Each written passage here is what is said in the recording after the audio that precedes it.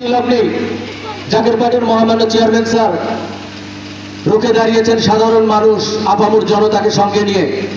ঠিক সেই ধারাবাহিকতায় আসন্ন দ্বাদশ জাতীয় সংসদ নির্বাচনে যেন কোনো পাতানো নির্বাচন না হয়। আমরা ইতিপূর্বে দেখেছি স্বাধীনের পরে নামে মাত্র স্বাধীনতা, স্বাধীনতার স্বাদ কি সেটা বাঙালি আজও পায়নি। প্রকৃত স্বাদ পাইতে গেলে সংসদে কখনো ষড়যন্ত্রী চলে না। সংসদ হতে হয় পরিচ্ছন্ন এবং সেই সংসদে যিনি নেতৃত্ব দেবেন সে হতে হবে অত্যন্ত সৎ এবং ন্যায়পরায়ণ ব্যক্তি।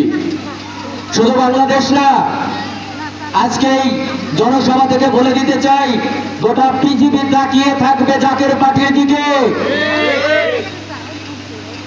মহামান্য চেয়ারম্যান মহোদয়, জাকের পার্টির সম্মানীয় চেয়ারম্যান সাহেবকে সকলের দরকার আছে। এখনো যেনারা ঘুমিয়ে আছেন, আর কতক্ষণ? অভিনয়ের ঘুম কখনো ডেকে জাগানো যায় না। প্রকৃত ঘুমানো যারা, তারা অবশ্যই বুঝতেছেন। সকলকে আহ্বান রাখছি, সকল দলের খেলা শেষ, জাকের পার্টির বাংলাদেশ।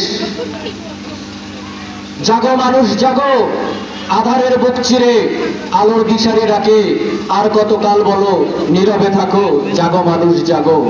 সকলের প্রতি শ্রদ্ধা ও ভালোবাসা রেখে আমার সংক্ষিপ্ত বক্তব্য এখানে শেষ করছি। সকলের হৃদয় ছুঁয়ে যাক, গোলাপের সুরভিত হোক প্রতিটি প্রাণ, প্রতিটি মন, এই আশাবাদ ব্যক্ত রাখি। আসসালামু আলাইকুম ওয়া রাহমাতুল্লাহি ওয়া বারাকাতুহু।